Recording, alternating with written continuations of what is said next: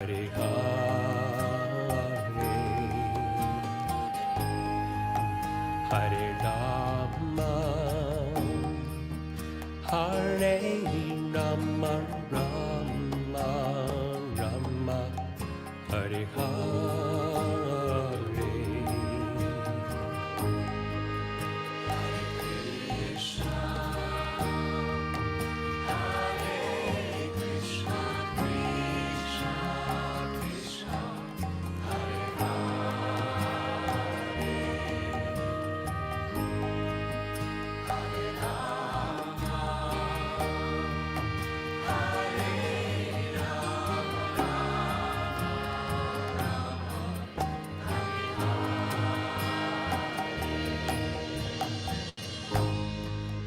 Hare Krishna, Hare Krishna, Krishna Krishna, Hare Hare, Hare Rama, Hare Rama, Rama Rama, Hare Hare.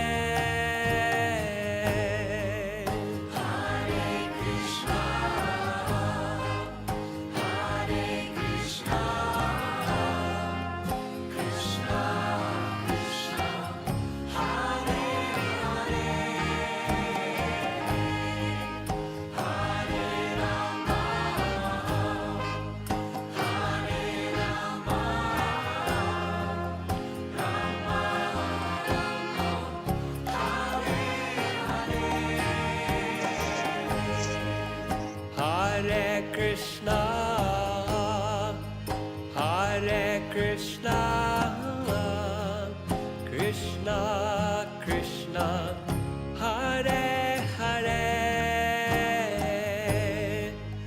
Hare Rama, Hare Rama, Rama Rama, Hare Hare.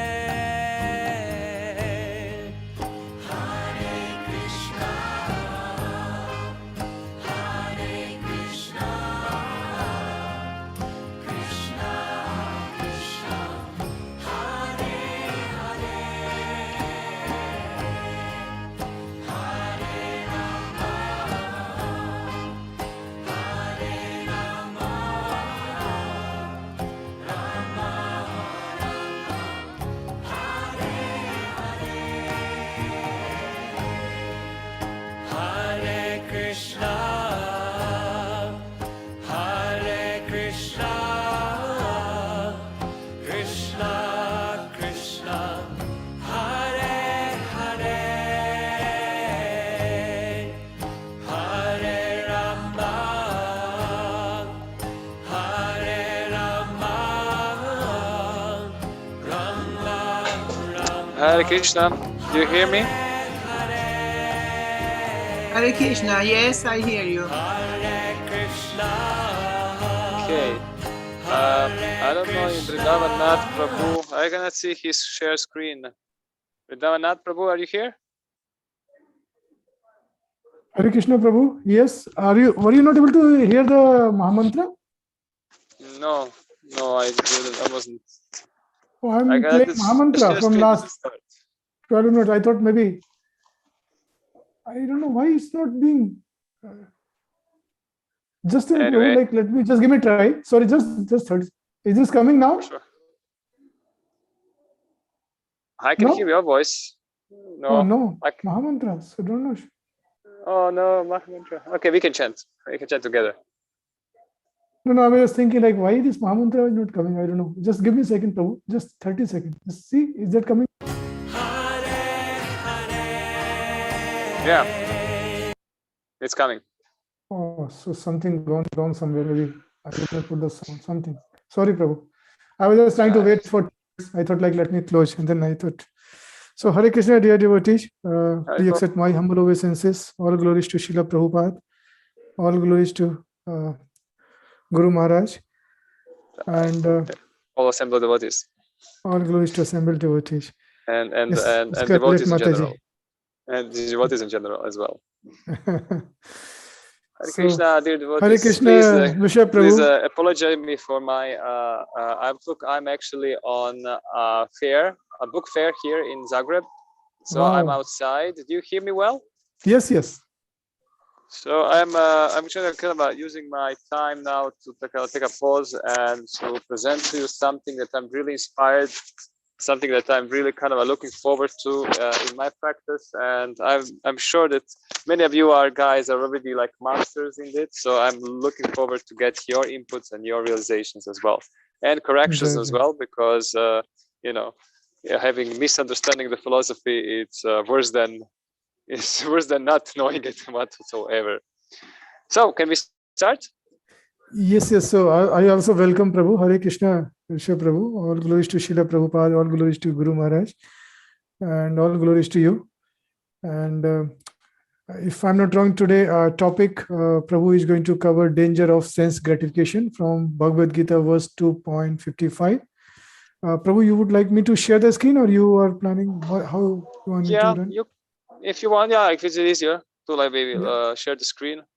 I actually have a summation of verses from 555 to like 65 or something, because the whole verse afterwards is speaking about this. So we're going to just read one, but then I will kind of relate to other as well, and I'm sure Bhagavatam and many other things. So yeah, you can just share this one. So over to you, Prabhu. Thank you very much. Okay, Jai. Then I will just read it. I'll read it through, and then I'll go with my presentation for you guys. So, Om Namo Bhagavate Vasudevaya. Om Namo Bhagavate Vasudevaya. Om Namo Bhagavate Vasudevaya. Shri Bhagavan Uvacha Prajahati Yada Kaman Sarvaparta Manogatan Atman Evatmana Tushta Stita Pragyastato Tadochate. Translation. Go to the translation.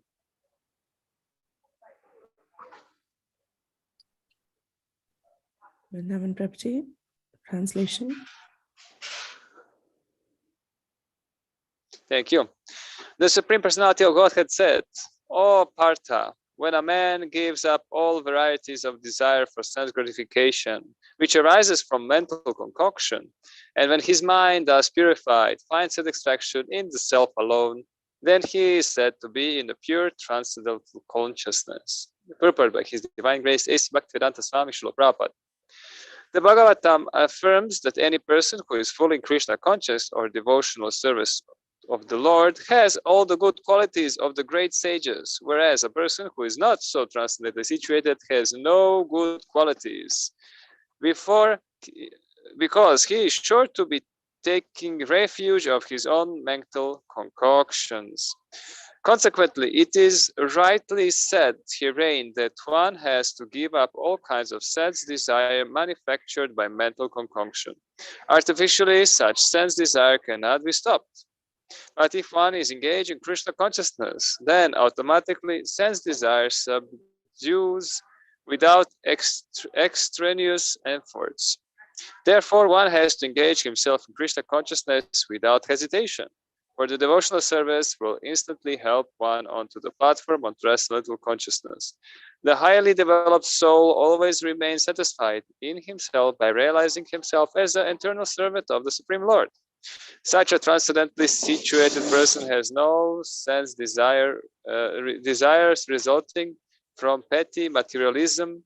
Rather, he remains always happy in his natural position of eternally serving the Supreme Lord.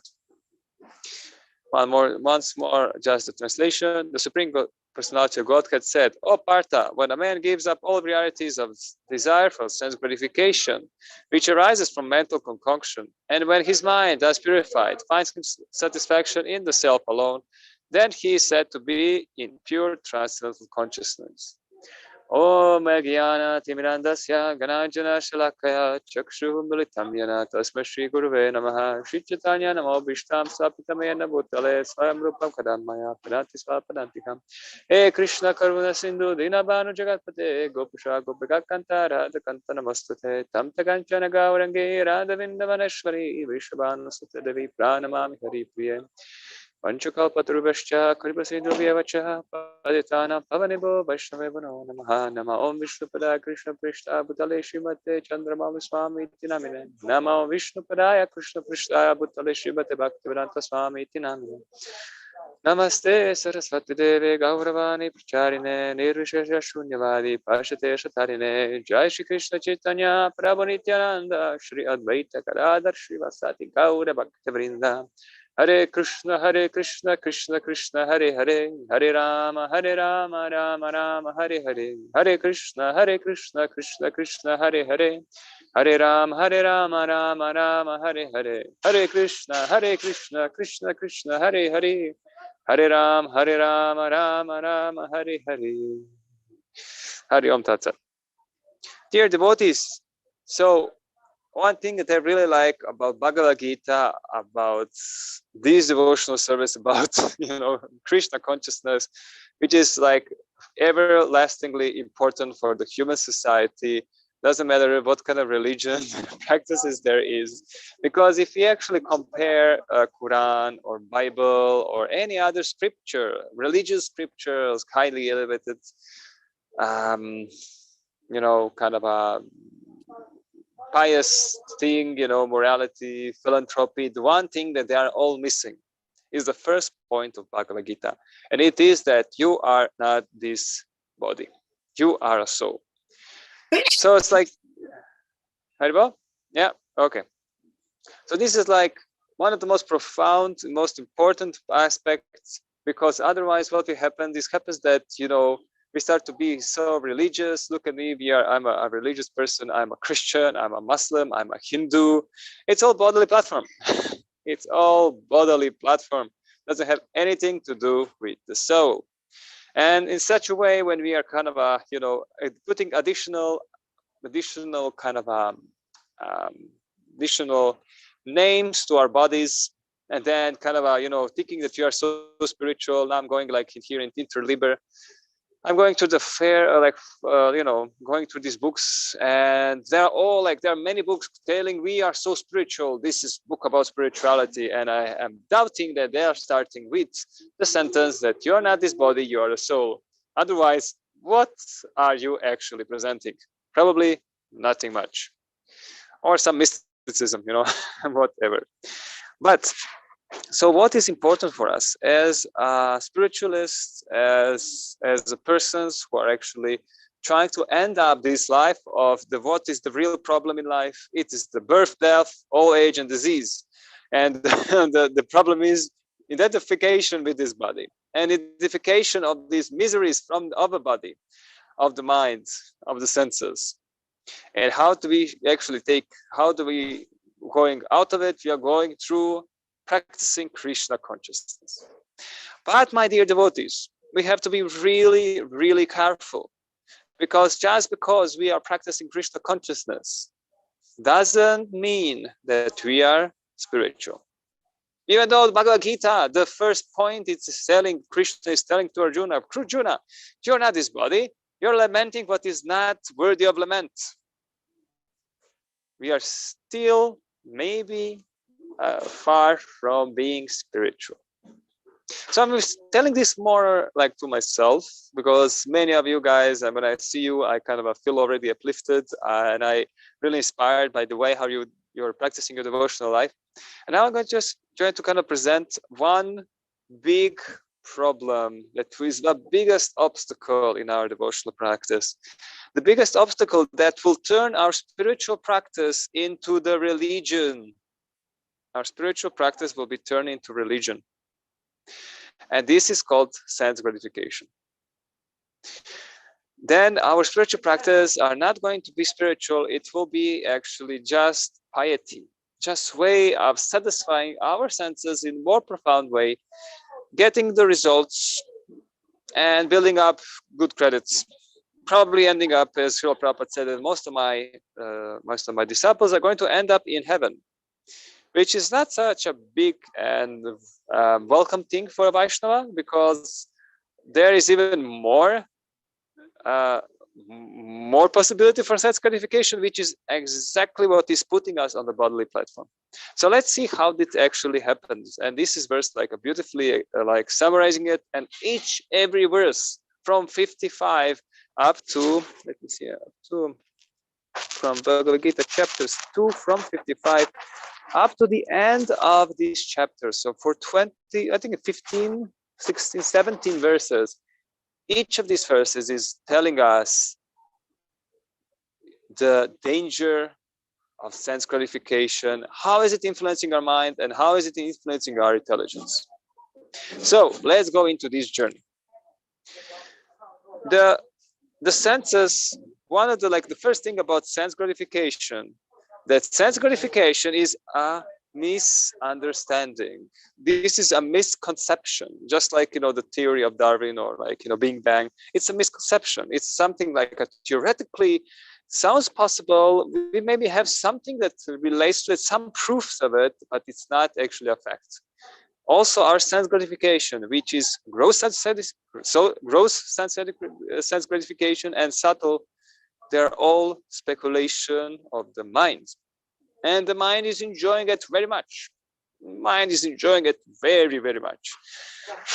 And the soul, because we identify with the mind, it's like a mother or a father identifying with the child. So if the child is happy, the parents feel happy. So in the same way, we cannot feel happy if the mind is happy, because the mind is like a small child. So what's the problem? The problem is when the child is guiding us. This child, the child of mind, the mind is guiding us. And believe me, the mind is a great servant, a terrible master. The child is a good child, but a terrible coach or something like that. So this is what kind of try to contemplate, try to realize it in your practice, try to kind of introspect how the mind is speculating different ways how we can enjoy. And we as a soul, because we are eternally Satchitananda, we are full of bliss, knowledge, and eternity. Bliss, knowledge, and eternity. We are always searching for the bliss which we lost, and now we are just trying to catch it through the sense enjoyment. So the thing is that this deeply rooted concept of the mind is really hard to take out. It's most deepest thing. The mind, probably the last thing the mind is going to give up before going to spiritual world, is that we can still enjoy in this world. There is still something to enjoy. And they say that when we kind of are going back to the last kind of offering of Maya will going to be a Brahma, control everything. Come on, just stay, don't leave me. And the second one is like be God, merge with the gods. This is the second thing that Maya is going to offer us before we go to spiritual world. It's like, you are God. You don't have to go. You are God. You just merge with the God, or just pretend you're Narayan or something like that. So sense enjoyment in the thing is that senses are compared in the verse 58 as a venomous serpents. So we have 5 venomous serpents on our body. Doesn't sound good. Just imagine like you go to the doctors and the doctors come, I have a bad news for you. You have a tumor. But actually no, it's actually much worse than tumor. You have like active 5 venomous snakes in your body. Wow. Okay, how I didn't notice it? Well, you were actually noticing it. They are kind of poisoning you constantly, poisoning your mind, busting your ego. And these 5 venomous snakes, the question is, are we actually aware of what these snakes are doing? Or we are just letting them loose constantly? Are we aware that we have are we aware that we have 5 serpents in our body? And No, and are we actually giving them restrictions? Any restrictions whatsoever? So if your answer is like, oh, actually, I never thought about it. Actually, I'm never aware of my senses so much. I'm more like kind of focused on what I have to achieve. Well, then maybe we should think, should we maybe kind of start considering what our senses are doing? Because our senses are like little childs, and they are trying to enjoy everything in this material world. And then when the senses kind of starts to connect with the sense objects, then the mind starts to get the signal, hey, we have some goodies are here. And then it is a problem, because the mind is going to be persuading us, hey, look, there is one more ice cream there. Look, there is halava, more halava there. Some rubbery is there. Come on, let's get it. Now, somebody will take it. It's maha. We have to get it. And the problem is that these venomous serpents are our biggest enemies, which are taking us off from firm, fixed in Krishna consciousness. And you know what Guru Maharaj really wants from us? You know what Guru Maharaj really is trying to do? He's trying to fix us in Krishna consciousness. So he's trying to make us spiritual, and we are kind of having 5 enemies on our body, which we are really trusting a lot, and we are going for them, trusting them more than our spiritual master. Just to kind of reflect on it a little, because if you kind of read Nectar of Extractions, the Rupa Goswami's like directions for Krishna consciousness, the introduction, one of the first sentences or first paragraphs, Srila Prabhupada says the first business of a spiritualist is to control his senses. If you're not controlling your senses and you're not controlling your mind, there is no chance of being in mood of goodness, or being even in transcendence, and being even Krishna conscious. So why am I saying this to you, my devotees? Because if we never be aware of it, if we are never trying to control our senses, we will maybe practice Krishna consciousness for 20, 30, 50, 60 years, maybe 1 lifetime, maybe 5 lifetimes. We will still be on the religious way of practicing. And we will explain it why. In the verses 62 and 63, it is explained what is the problem with sense enjoyment and how is it sabotaging our Krishna consciousness, our spiritual life. First is the contemplation. When we are contemplating on the objects of the senses, so we are contemplating on food, we are contemplating on video games, series, films, everything which is kind of giving us some dopamine, something that kind of gives us pleasure. We start, so there is energy there, energy flows.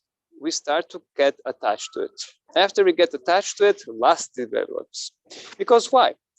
Krishna is in our heart, and he's trying to make us fulfill our desires.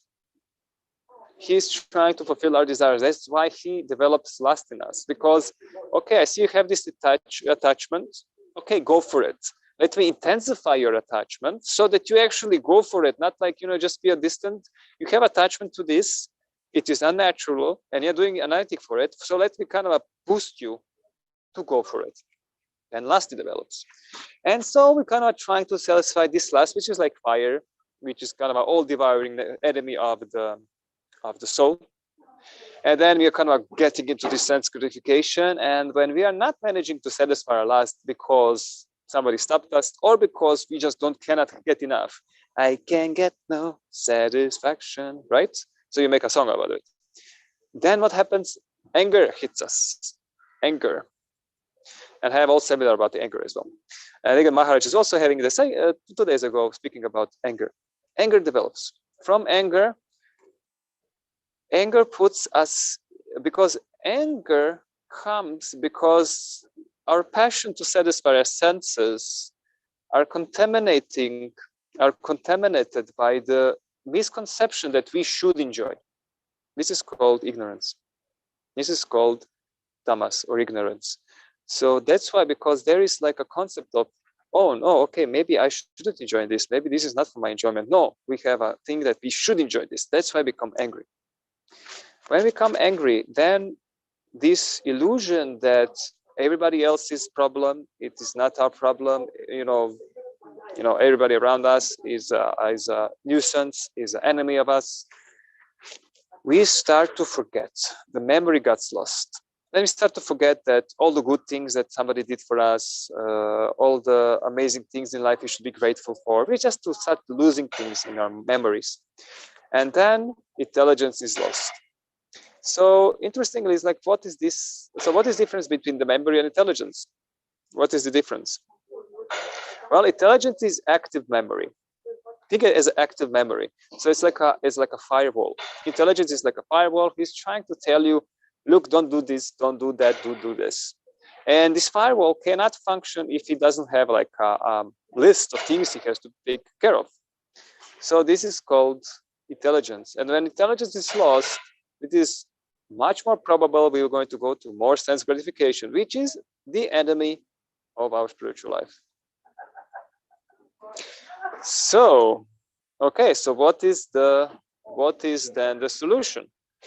Well, in the verse 15:8, Prabhupada is mentioning the devotees must be very strong to control the senses. Very strong. Excellent.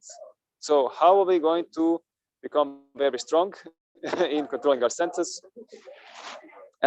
He's saying like yama niyama, restrictions, withdrawing if not in the Krishna conscious service. So it is because of the turtle. Yeah, it is like draw the limbs within the circle. So it means like if you're walking the city and you have to kind of go from A to B, you should withdraw your senses. So not let your senses contemplate on the shops, on the billboards, on the music or everything. I know it's really hard. I didn't manage to do this myself. I'm still struggling. But this is something we have to practice. It's a habit to withdraw our senses when we are going through the city, when we are going through an area which is not devotionally, friendly. We withdraw our senses. We don't give them any independence. We are kind of really, being aware of our 5 snakes. We are aware of our 5 snakes. Where are you guys, 5 snakes? Come back, come back, come back. And one thing that is really interesting, that in verse 59, the next verse, Srila Prabhupada says that self-opposed, so that restrictions means that we have to self-oppose rules for our better future. So because we are still in the circle of sense gratification, and because we are constantly losing this intelligence, we cannot build a strong intelligence yet, because we are in this circle of sense enjoyment. So how do we have to consciously put our restrictions, even though we don't like it. We have to self-oppose rules to ourselves, even though we don't like it, just because we have to give a chance to our intelligence to develop. We have to give a chance that this poor intelligence, which you're constantly feeding and then destroying it through sense gratification, to build up. It's like, just imagine like you're building a muscle and then you kind of, destroying it by, I don't know, throwing yourself on the ground or, doing some like opposite things. So this is what we need to do. We need to build up our strength, intelligence. And how do we do this? It is said that from beginners, which doesn't have strong intelligence and doesn't have Vaishnava culture. Vaishnava culture is also protecting us for sense gratification, especially subtle sense gratification, because Vaishnava culture gives us that we do not try to enjoy subtly on the other person. Is it senior? Is it junior? So there is an etiquette how to behave so that we do not put ourselves in the enjoyer position. Is to oppose yourself for the rules and regulations. So actually to do kind of a, it's like a drug addict saying, no, I'm not going to take it. I'm going to restrict myself. I'm going to be strict with myself. So let's go forward. Because, okay, Vrsabha, I understand. So strong intelligence and Vaishnava etiquette, and I will be able to control my senses, right? So I will be very strong to control my senses. And I have restrictions, I withdraw my senses. I went to Himalayas. I started to meditate. So I am kind of I'm a yogi somewhere. I took my senses. So now I should be good. I should be good about the sense gratification. But verse number 60 said to us, even though we have a strong intelligence, this is not enough. What? Okay, so how is it so? You say the sages and the munis, they are actually, they were kind of meditating below the water for like hundreds of years, in the Himalayas for thousands of years. And what happens, like the moment there is a small chance, the senses to engage again with sense objects, like I don't know which muni was under the water, and then he saw two fishes, kind of having their fish eating, and he got agitated. The senses start to contemplate. The mind is like, hey, I know that, maybe you should do it as well. And he got out, and he had 60 wives after that. He got agitated, and he went to full sense gratification, because I think it is verse 64, maybe 63. Yeah, 63. I didn't put this here. 62, 63. This is the verses from how this degradation of memory is happening. In the purport, it is mentioned that doesn't matter how much we are trying to control our senses, we will never control our senses. Never. Because who is Hrishikesha? Krishna. He is the Hrishikesha. He is the Gudakesha. He is Govinda. He is the one who is satisfied and controlling our senses. So what would be so there is no other way to control our senses. There's no other way to be intelligent, and there is no other way to be actually spiritual other than always have senses and mind engage in Krishna consciousness or service of God, like in our terms, Krishna consciousness. Why? Because then, Yeah. Može, evo. Evo, može 10 minuta, sad smo biti gotovi za 10 minuta. Yes, so let's stop here, and do you have any comments or questions?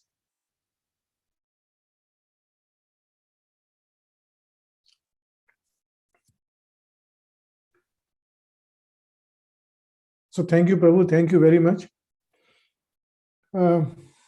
for highlighting the value and importance of controlling our senses and also our sense objects, because it's difficult to withdraw our senses, and as you rightly said, that we need to focus our senses and intelligence on the higher taste, which is Krishna consciousness. So thank you very much. Really useful. We can't see you, Prabhu. Yeah, now we can see you. Yes. So request devotee, okay, Srimati Mataji, if you can switch on your video. It's like 4 of us today. Scarlet Mataji, yes, sorry, I just did not realize you have raised your hand. Thank you. Please go ahead. Krishna. It's okay. Hare Krishna, please accept my humble obeisance. All glories to Srila Prabhupada, and all glories to our Guru Chandramuni, and all glories to you. Thank you for class today. I still struggle with the understanding.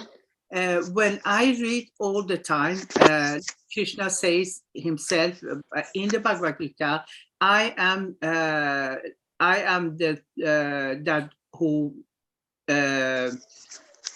control the mind, the everything, forgetfulness, remembering, everything is controlled by him. He has he can control everything, and he controls everything. Everything is under his direction, the way he wants it to be, and so on. And in my life, I have learned about so many people that they have that they still struggle with addiction to the food, to the alcohol, to cigarette, and they try their best. They really, really do everything they can. Still, they are not able. So, is it fair to think maybe it's not in this lifetime, maybe they are not supposed to do it, to manage it. Maybe next life they are going to manage it. That's why they can't manage it to stop it, to not to do it, and so on. And what I understand of them, it's not that they are enjoying it. They can't stop it only. You know what I mean? Perfect. So how to understand that? Thank you very much. Exactly.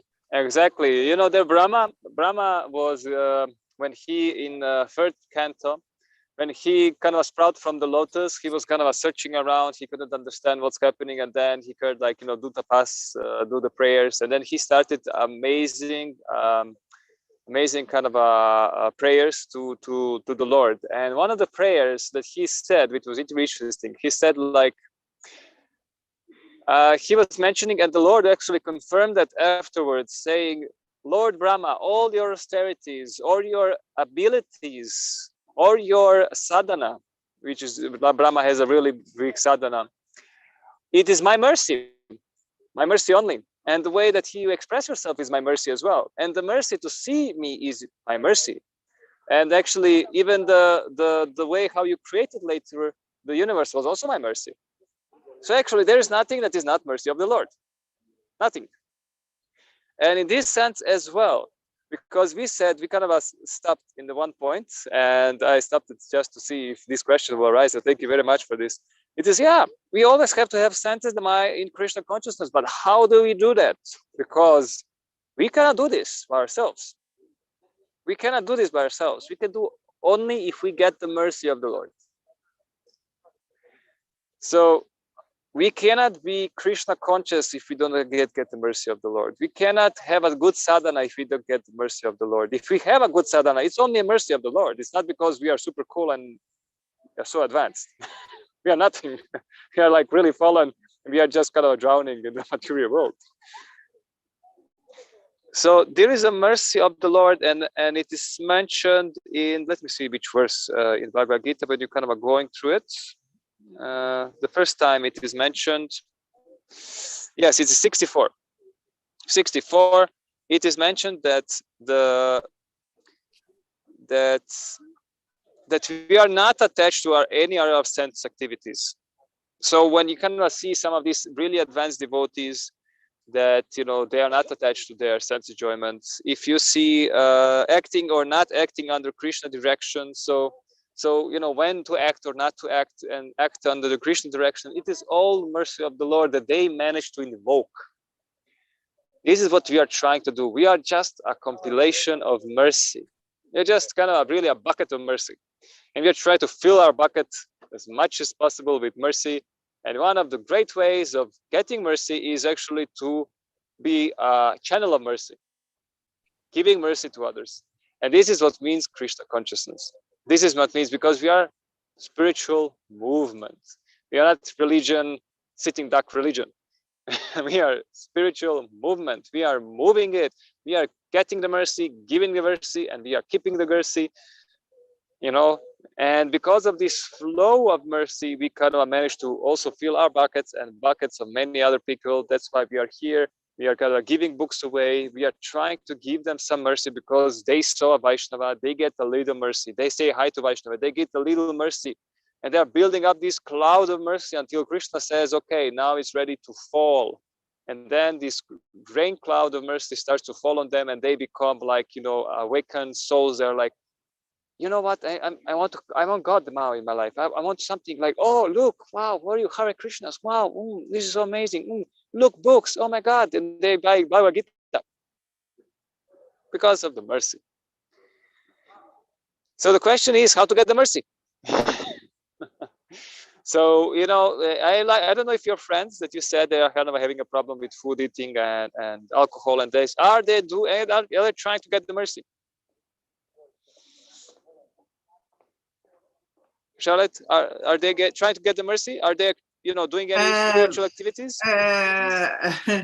If you mean by getting mercy to be active in spirituality or to go to the church and to pray and so on, yes, they do it. They do it very much, very, very, very strongly. Not that they read the Bhagavad Gita, no, but they go to church.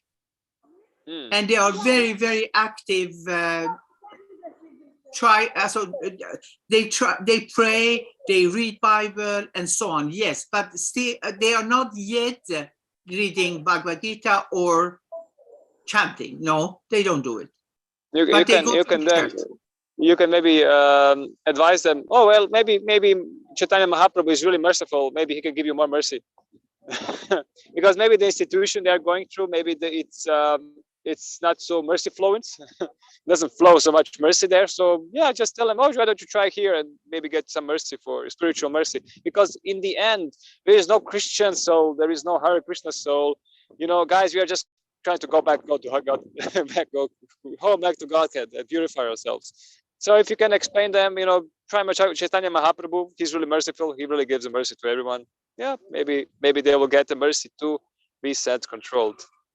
But in my understanding that I have heard so many times, so many lectures of Prabhupada, he always encouraged people, yes, just practice in your own religion. That is okay. That is good.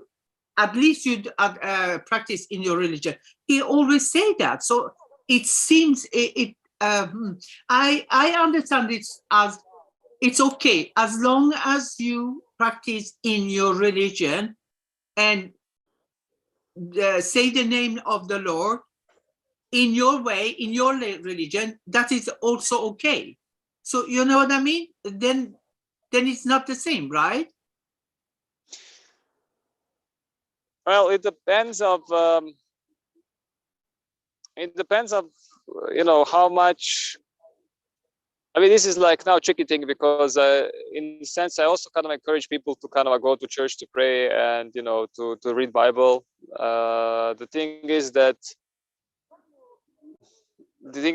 our because when you know if you say that the pure teachings of Jesus Christ is actually similar to Vedas, they're actually really in line with the Vedas, but there is no pure teachings of the Jesus Christ anymore.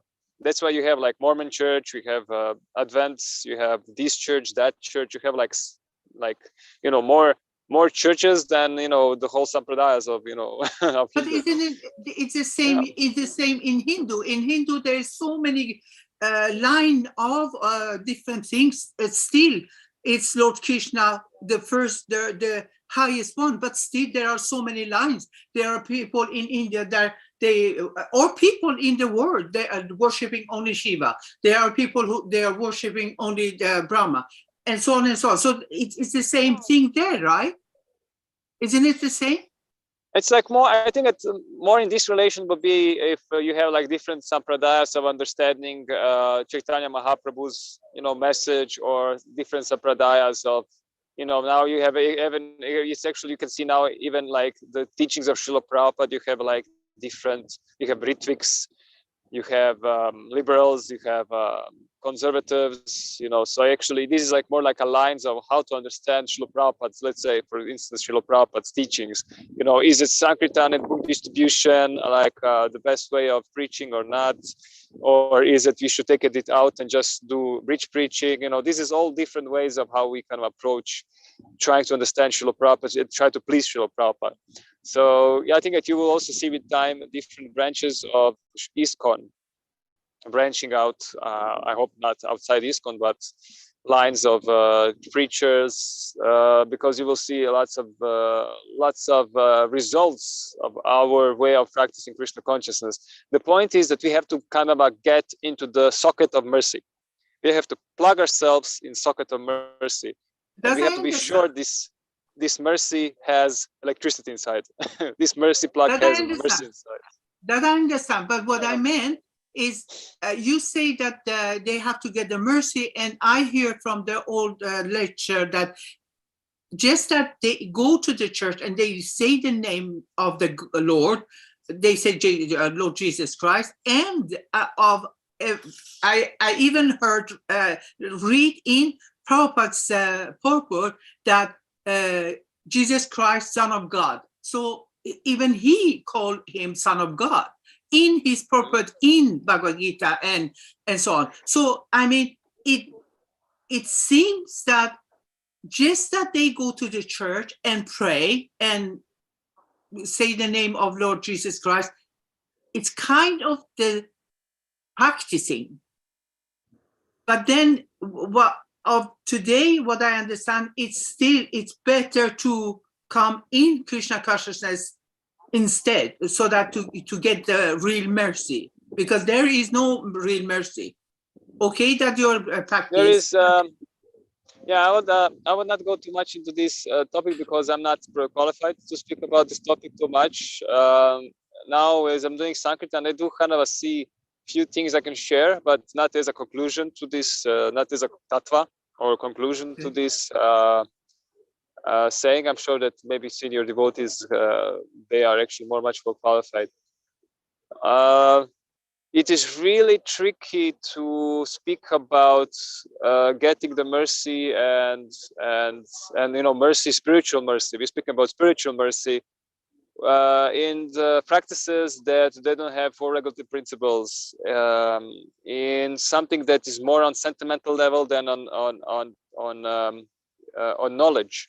So ISKCON and Srila Prabhupada in Gita, the Gita is all about knowledge. It's all about facts, about the soul, about austerities, about time, about karma activities. So everything is like, it's really philosophical.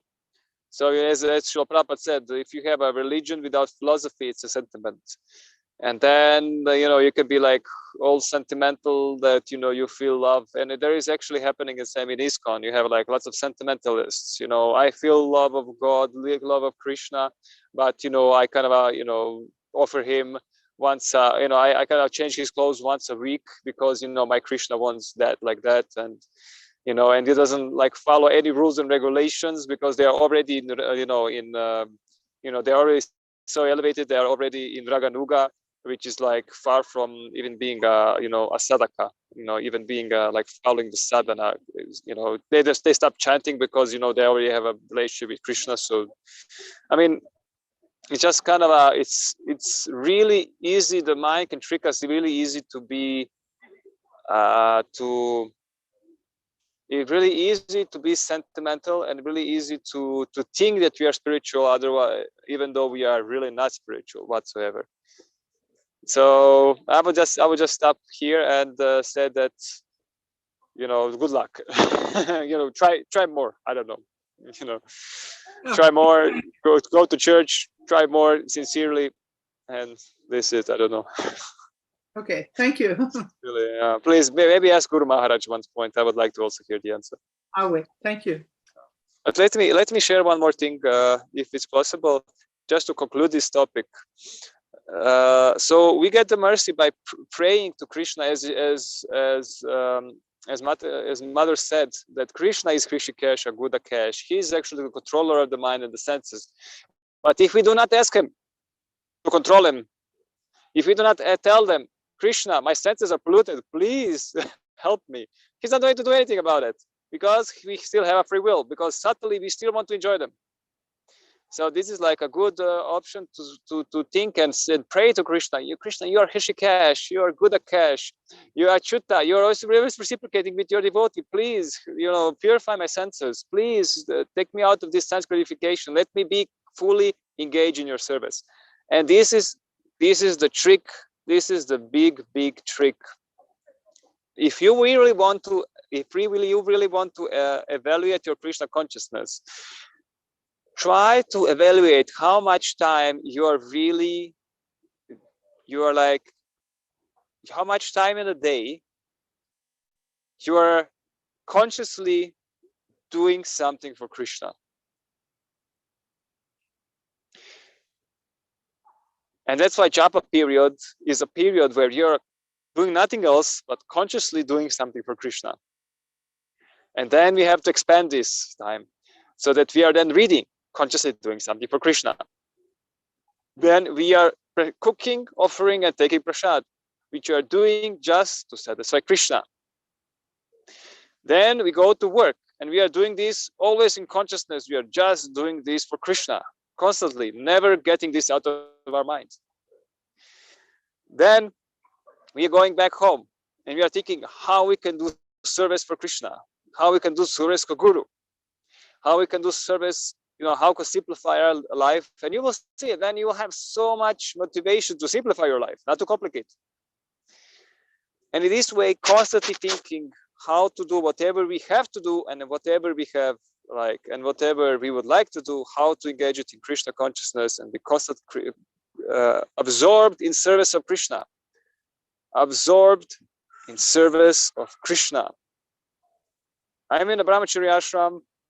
It is the best ashram to be fully engaged in Krishna consciousness, because you are actually really doing nothing else but Krishna conscious activities, at least externally. And it's not so easy to be internally as well Krishna conscious. So good luck, guys. I'm sure that you have much more luck than me. But But can I it's ask not easy. you? Yes. You say that ask Krishna, please help me. Sometimes, so many times I have heard you never ask Krishna anything. You do everything for him, but never ask him for anything, because it will be wrong to ask him to give me something. It can sound like I do this for you, so please help me. I do this for you, so you understand. This is what I heard. I don't say it is so, but I heard. Then it's wrong. Then you can ask him for help. Yeah. Of course, because we are helpless. So it is different if you are kind of praying to Krishna, please let me get a new job. So because it's actually you're asking him about specific material thing, which is question is what do you want to. It's better to ask, please give me give me some occupation so that I can serve you nicely. This is something different than asking him please help me to get this car, or please Krishna, I'm trying to cook halava for myself, please can you make things work, my oven is not working or something. So it's really asking what you're asking from him. If you are asking him to be engaged in devotional service, this is what we are crying for. This is what we are. When you say Hare Krishna, when you're chanting Hare Krishna, you're chanting, please engage me in your service. You're asking him to engage you in your service, in his service, right? So you are asking him, but you're asking for not to get more deep into material life, but actually to get purified as quick as possible. And we have to ask this. We have to be helpless, insignificant, and determined. These are the three things: helpless, insignificant, so humble, and determined to get the mercy.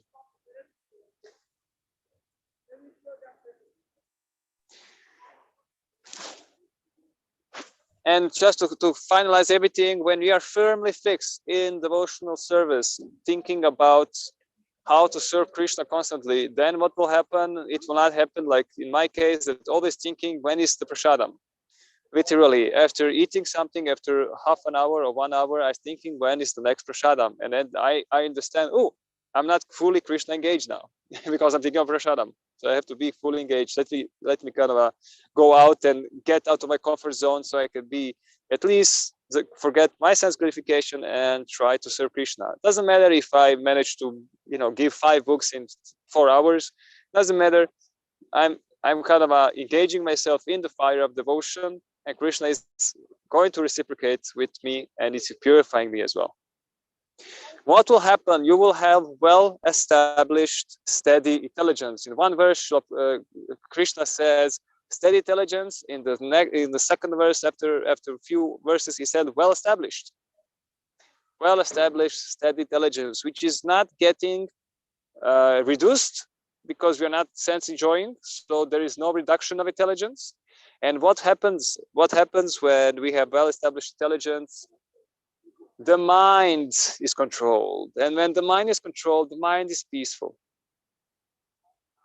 I don't know, guys, I don't know how much devotees we manage to experience fully peaceful mind in this lifetime, because one of the symptoms of Kali Yuga is constantly disturbed mind, and we have no idea. We probably have no idea what does it mean to have a full calm mind. Maybe we had some experience of it, but imagine to have it always. And when you have a calm mind, that means that you're not hankering, which is passion. You are not fearing and lamenting, which is ignorance. You are in the mode of goodness. Now you can do actually devotional service. Now you can experience devotional happiness. Now you can feel the devotional feelings of what is, when Srila Prabhupada said, you just chant and be happy. Then it happens. Not before that. Because I'm chanting constantly. I'm not so fully happy as I would like to be. Now that means that my mind is still not steady. And that means that I have to try, I have to endeavor, and I have to pray to purify my mind, purify my senses, and to be constantly engaged in Krishna consciousness. Only then we're going to be disciples, disciplined disciples. Gurudev is going to be showering much more mercy on us, and we are going to expand our Krishna consciousness. We're going to stop suffering in this material world. We're going to be transcendental. We're going to help others. We're going to be inspiring for ourselves and others. We're going to be spiritual beings already in these bodies. So yeah, please let me know if any of you managed to do that. I would need your mercy as quick as possible. So yeah, I would stop there. It's 1:55. Is there anyone else who would like to comment? Maybe Vrsabha Prabhu or Srimati, if you want to add, correct, or chastise me for any reason, why not? Thank you very much. You are so nice, so great. I think one point I just want to add here, what Scarlett asked in terms of church and other things. I'm just trying to refer to what Prabhupada mentioned on this point. His point was going to church is not a bad thing. Because if we are faithfully following Christian religion, his point was they can also become perfect. But problem and challenge is their guide, their priest, their ministers themselves are not having the right informations, right knowledge, and they are themselves, many of them are fallen. And because of lack of, we do what our like Acharya or our seniors are showing path. But if their seniors are also not showing the right path, there is a huge chance of falling down. Like they themselves meet and all, and they feel that's what Jesus is to. I remember Prabhupada mentioned in one lecture that somebody said that Jesus ate the fish. He said like, no, Jesus very clearly mentioned in the Bible, thou shall not kill. Otherwise they could have written, thou shall not murder. So they were very clear, but people for their own sense, enjoyment purpose, they don't want to go to the real fact and real tattva. And they just want to avoid and ignore that. Hence they are falling. So I think that's the point. And of course, we can't say that going to that church or going to other religion, because ultimately Prabhupada's view and everybody's view is that God is God. Yeah, God is same. They're calling by different names. It's not that our religion or other religion is like better than others or something. It's all like ultimately we all are part of and children of God. But with the real knowledge, with the real guidance, when our desires are pure, because ultimately what I see that many times we are just falling behind rituals, not the purpose of that rituals. That we have to do this, we have to just go to church, we have to go do this, or we have to just go to temple. But we don't understand that the whole purpose of rituals is to connect the relationship, establish a relationship with Krishna or relationship with God. And if we forget that part and just follow only blindly in rituals, then we are nowhere.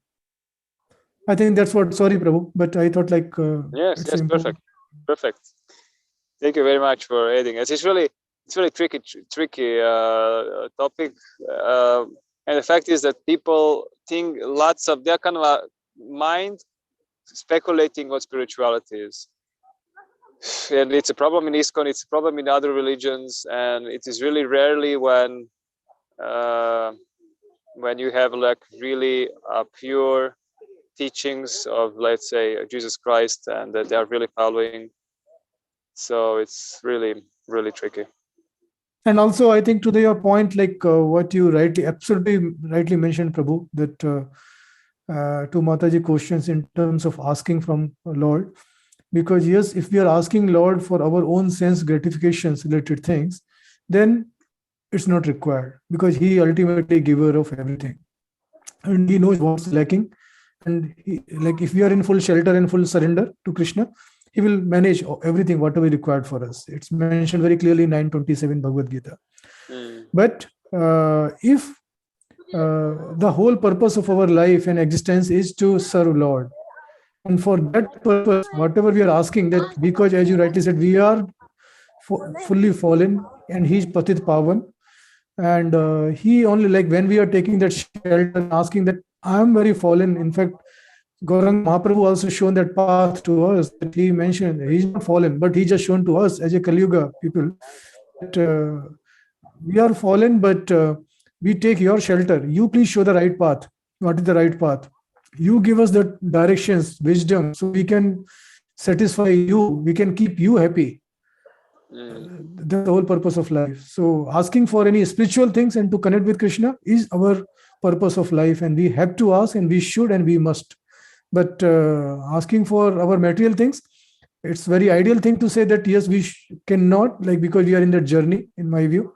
But that's the ultimate state where we like reach to that stage where we are fully surrendered. Then we don't want, but we say that we don't, we should. But ultimately it's a journey. And people say that ultimately He's our father, mother. And many people say that when you establish that relationship, then you like, it's a different thing. It's like your personal relationship with Krishna, how you have that relationship. But ultimately, yes, you're right. Like materially, generally, we should not. Sorry, Prabhu. Mataji, sorry, you have raised your hand. I'm not sure whether you have any question. Yes, you mentioned something about Lord Jesus say many things that they say He says in the Bible and so on.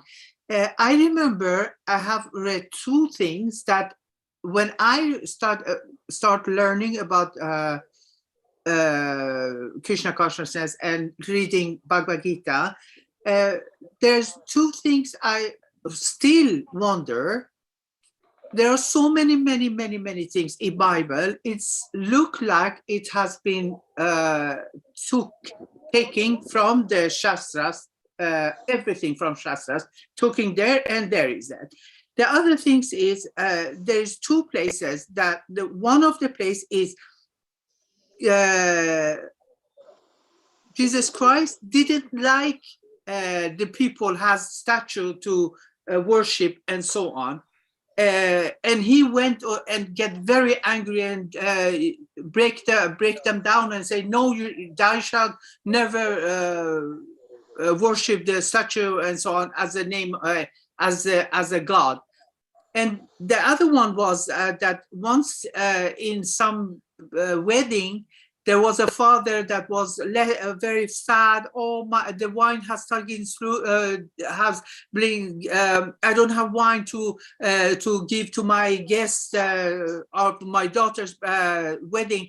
And Lord Christ goes and puts His finger in the water, and it turned to the wine so that everybody could drink wine. So these two things for me has been not clear how to make of it. When you say Christ and Jesus Christ and the Bible and everything, I have read Bible very thoroughly. So Mataji, sorry to interrupt, but one thing, see, like we say our Bhagavad Gita, yeah, there are so many Bhagavad Gitas in distribution, but we say Bhagavad Gita as it is from Srila Prabhupada. We don't say for others, because everybody has given their own interpretation. Similarly, I have heard from one Maharaj that there are so many versions of Bibles which are not correct. The original Bible, which are only 5 or 6 copies or very limited copies, are in very few places. Yeah, but problem is that everybody is just distributing these name of Bibles, but they are not like very pure, authentic. So I cannot comment on that, like what exactly is the source, what is the right and what's wrong. But Prabhupada very strongly used to mention that Jesus was not like what Jesus following. And of course, like in that way, we can say in terms of idol worship or in terms of this, like in our Hindu philosophy or Sanatan philosophy also, like Shankaracharya philosophy or Jain philosophy or Gautam Buddha philosophy, like there are so many different philosophy. Yeah. But they have been there because of certain purpose. Yeah. If somebody is drunk and I say just leave everything aside, he cannot change. But if I show a journey at that point of time, then that person will understand because of the situation. So time, places, and circumstances makes the difference. So because of that, many things were given and advocated by different our acharya and different sampradaya. But that does not mean that they are wrong or we are right or we are wrong or we are right. It's question of what's the right. So right knowledge is that idol worship. I'm not going to comment because Prabhupada very strongly mentioned, yeah, what is the right process for that. Yeah. Okay. So rather than, yeah, so I hope that answers Mataji. Sorry. Sorry, Prabhu, you wanted to say something? No, perfect. You said it perfectly. Okay, Shrimati Krishna, Mataji, you wanted to say something? Thank Yeah, you so please. much, Vrsabha Prabhu, for such a nice class. You were sharing all very important points. Yeah, sense gratification is very tough to manage, and also even though we are in Krishna consciousness, sometimes our when we go out or when we meet with non-devotees or any other people, so then definitely we forget about Krishna and also our practice sometimes and get indulged in those sense gratification things. So I myself felt a little challenged when I'm associating too much with non-devotees. But most of the time we'll be able to control because we are used to now, because in this process, like we have been in for some years and we are practicing daily. So that helps us to at least have a little control on our sense gratification. But I think that everything comes to a point like where our good sadhana will help us to really have a check on our sense gratification and whatever we do in Krishna consciousness. So it's all based on our sadhana, how perfectly, I'm not saying that we have to do everything perfectly, but how our chanting is and how we are reading, how much we are reading and how much we are listening to Guru Maharaj's lectures or any other senior devotees lectures and what we are learning from them and trying to get rid of our anarthas. So in this process, I think slowly we'll be able to withdraw our senses and mainly focus them on Krishna. That's what I understand from this concept, Prabhuji. So, yeah, in second chapter, these verses are very important. How many times you read, it's very difficult to analyze or put into your mind. Sometimes we get silly doubts, whether are we doing correctly or not, or yeah, all that doubts we get. But I think that my final point is that unless your sadhana is strong, unless your chanting is very nice, you can't come out of all this sense gratification going on, because wherever you see, as you said, like when you are going in the A point to B point, we'll see a lot of things around us and we'll easily get tempted to do all of that. And yeah, everybody is pulling all the in all directions. So yeah, that's what I want to share, Prabhuji. Thank you so much for the nice class, and you spoke really well. Thank you. Thank you very much for the great points. I would like to add on the good sadhana you're mentioning, because what anartha means actually. Anartha means a wrong conception of things in life. So let's say anartha can be that we think that lots of maybe someone can be coffee, let's say.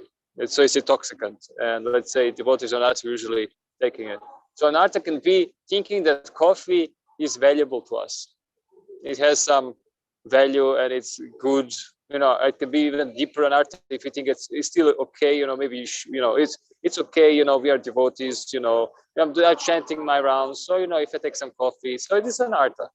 It's a misconception about our devotional practice and how devotional practice function. This is anartha. Some anarthas are really taken out just by knowledge, just by seeing like, oh, wait a second, I was doing this in this way, but I understand now by this purport or by this sentence or by this class, I should do it in this other way.